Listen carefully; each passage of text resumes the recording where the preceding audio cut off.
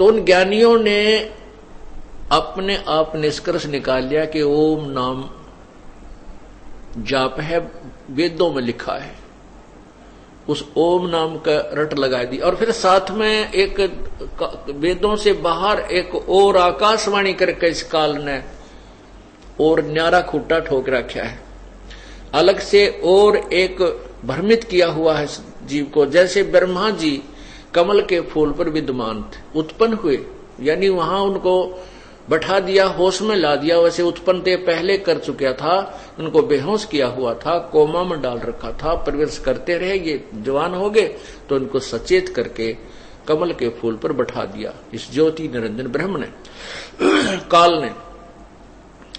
तो ब्रह्मा जी कहता है कि मैं कमल के फूल पर बैठा था, मुझे नहीं मालूम मैं कहां से उत्पन्न हुआ, कौन भगवान है। उसी समय आकाशवाणी हुई कि तप करो तप करो।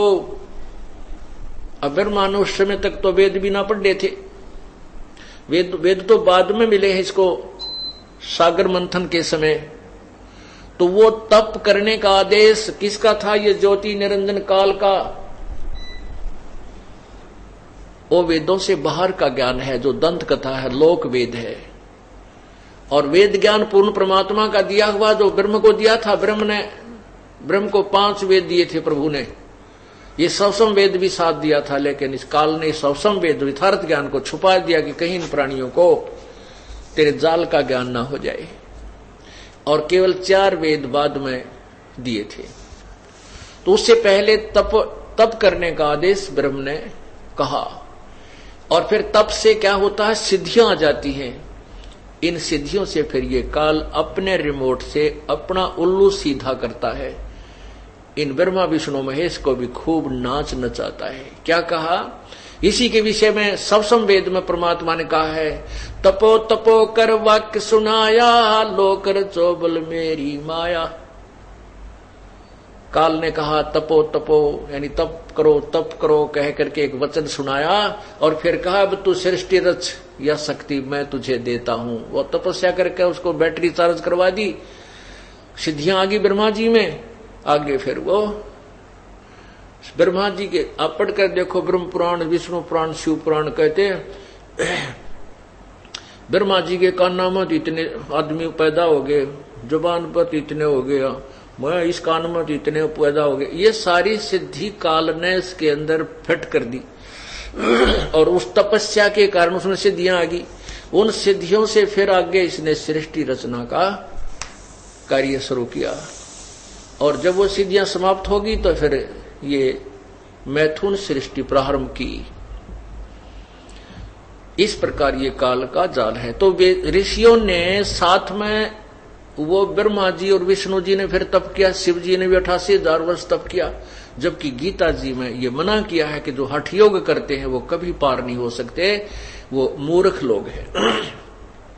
तो ये हठ योग करने की कहां से प्रेरणा मिली? ये आउट ऑफ सिलेबस, वेदों और गीता जी से बाहर का है। और उस ब्रह्म ने आकाशवाणी करके ज्योति निरंजन काल ने ब्रह्मा को दिया। इस फिर ब्रह्मा से ज्ञान लेकर के विष्णु जी ने भी 12,000 वर्ष तक तप किया। विष्णु जी ने भी, शिव जी ने भी 88,001 ना जाने कितनी बार तप किया। जबकि यह शास्त्र विरुद्ध है। जैसे गीता जी में लिखा है कि अर्जुन, यदि तू एक स्थान पर बैठा रहेगा तो तेरा निर्वाह कैसे होगा? अगर तू हठ योग करके साधना करेगा तो मोक्ष प्राप्त नहीं कर सकता। इसे सिद्ध है कि हठ योग करके तप आदि करना यह शास्त्र विरुद्ध है। शास्त्र विधि को त्याग कर मनमाना आचरण करने से जीव को लाभ नहीं होता।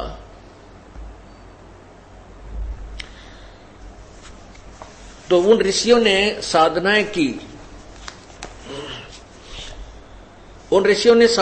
की, तो ब्रह्म कहता है 7वें अध्याय के 18वें श्लोक में कि ये ज्ञानी आत्मा है तो बहुत अच्छी, क्योंकि इनको ज्ञान हो गया कि भगवान भजना चाहिए और एक ही परमात्मा की पूजा करनी चाहिए। अनुपासना से मोक्ष नहीं होता, ना कोई श्राद्ध निकालने से लाभ होता, केवल एक परमात्मा की भक्ति से ही, उसके मंत्र के जाप से मुक्ति होगी। लेकिन ये मेरे वाले ज्ञान, इनको तत्वदर्शी संत मिला नहीं, ये मेरे वाली घटिया अनुतम गति में सचित रहे।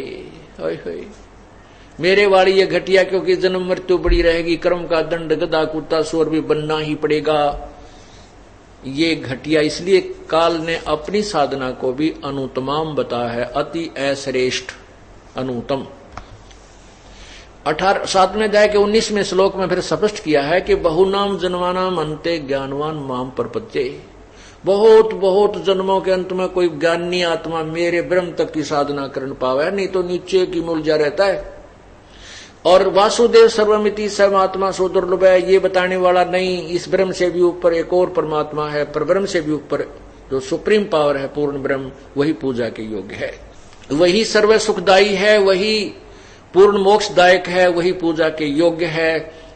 ये बताने वाला साधु तो संत तो बड़ी मुश्किल से मिलेगा, सो दुर्लभ है, बड़ी मुश्किल से मिलेगा। होय होय। कोटों मध्य कोई नहीं रे झूमकरा, अरबों में कोई गर्क सुनो रे झूमकरा, तत्व ज्ञान कोई ना कह रे झूमकरा, ये पैसे ऊपर नाच सुनो रे झूमकरा।